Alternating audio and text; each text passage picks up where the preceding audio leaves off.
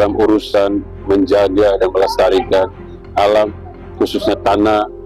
Gereja telah memberikan ruang untuk kita mulai berpikir, kemudian juga bertindak.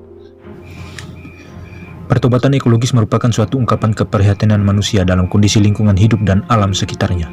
Beberapa waktu lalu, Keuskupan Agung Ende telah mengeluarkan seruan pesan moral terhadap umat Katolik di Keuskupan Agung Ende dengan topik pertobatan ekologis.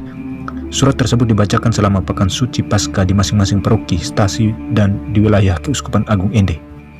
Tentu topik tersebut berangkat dari refleksi panjang gereja terkait kondisi lingkungan di wilayah ini.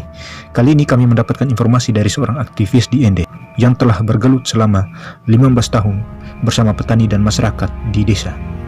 Beberapa kondisi dan aksi nyata ditemukan di petani dalam konteks pion terdepan yang bersentuhan langsung dengan kondisi alam, terutama kebun. Berikut kita simak ulasan lengkapnya. Masyarakat Keuskupan Agung Ende yang mana per hari ini di awal Juni 2025, ketika kita bicara terkait dengan pertobatan ekologis, saya punya satu pikiran yang kemudian menurut saya ini penting, bagaimana menjawab isu yang kemudian diejawantakan oleh Bapak Uskup Agung Ende dalam visi pertobatan ekologis hari ini.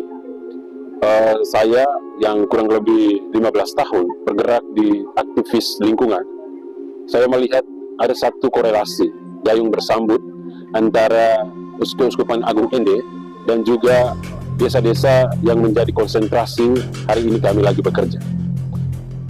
Praktek yang kemudian menurut saya yang selama ini sudah dilakukan dan perlu ada sebuah pertobatan yang dilakukan oleh masyarakat, bahwa perilaku masyarakat hari ini sungguh-sungguh jauh daripada harapan pertobatan ekologis sendiri. Kalau kita melihat bahwa praktek-praktek yang dilakukan oleh desa-desa hari ini lebih mengutamakan praktek pertanian kimia, di mana dalam penggunaan benih, pupuk, kemudian walaupun teknologinya sudah cukup canggih, tapi paketan yang kemudian dinarasikan sebagai pertanian, bisnis pertanian itu sangat kuat hari ini. Dan itu diperkuat juga kebijakan pemerintah yang mana mengedepankan paketan-paketan kimia yang harus bergerak menuju desa-desa, sekalipun desa-desa terpencil di Kabupaten Ende khususnya. Kalau kita melihat dan kemudian kita mendalami sedikit terkait dengan pertobatan ekologis, kata ekologis juga kita harus mengerti sesungguhnya. Eko artinya hidup, logis atau logos itu adalah ilmu pengetahuan.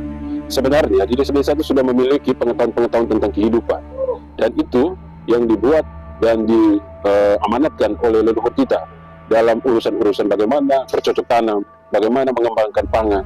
Dan itu tindakan-tindakan ini kalau kita lihat serasi dan seimbang dalam urusan bagaimana hubungan manusia dengan tanah, hubungan manusia dengan pohon, hubungan manusia dengan pangan yang sebagai bagian dari hidup kita sendiri. Saya mengaminkan ini dan kami sangat mendukung dalam gerakan-gerakan aktivis lingkungan dengan apa yang dikumandangkan, yang digerakkan oleh Keuskupan Agung Ende dengan yang namanya pertobatan ekologis. Dan dalam praktek-praktek kami harus mendahulukan bagaimana kelestarian, kesehatan terhadap lingkungan, terutama pada tanah, yang kami aminkan sebagai ibu dari kehidupan masyarakat petani dan juga ibu dari kita semua yang hidup. Saya percaya dan yakin gerakan yang dibuat oleh gereja ini gerakan yang kemudian berangkat dari spiritualitas gereja, gerakan sosial gereja. Bagaimana melihat lingkungan hidup, bagaimana melihat tentang air, bagaimana melihat tentang tanah, bagaimana melihat tentang hutan sebagai bagian dari relasi hubungan antara manusia dengan alam.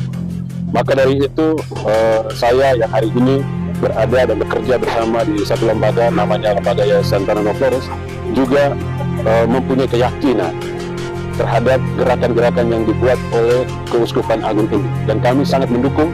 Dan apa yang dikeluarkan maklumat oleh Bapak Uskup Agung Ende ini sebagai dorongan untuk kami supaya kerja makin kuat, terutama melestarikan alam yang ada di Ende, khususnya tanah kita harus sehat, lingkungan kita harus bersih, pohon-pohon tidak boleh ditebang dan harus dijaga, dan kita harus berani untuk mengatakan tidak pada kimia. Dan kita harus mengatakan bahwa kami ini adalah pelaku-pelaku dalam urusan bagaimana melestarikan alam dengan pendekatan hidup selaras dengan alam.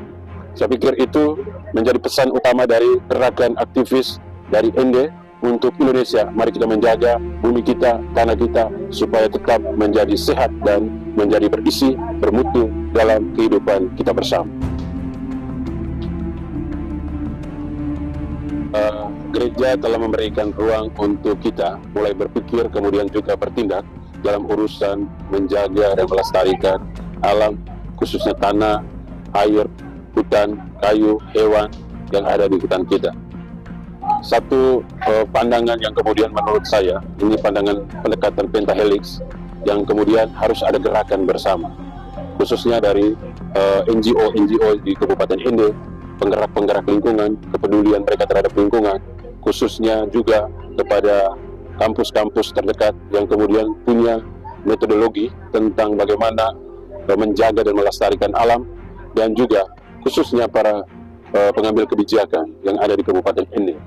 Ini harus kita duduk bersama dan kita pikirkan bagaimana merespon apa yang disampaikan oleh Bapak Uskup Agung Ende. Pertobatan ekologis itu harus berangkat dari ruang-ruang akademisi, ruang-ruang politisi, ruang-ruang aktivis yang kemudian harus menjadi kekuatan bersama. Ini kalau seandainya ini tidak dimulai, bahwa apa yang menjadi seruan Bapak Uskup Agung Ende ini menjadi sesuatu yang tidak menjadi nyata di kemudian hari.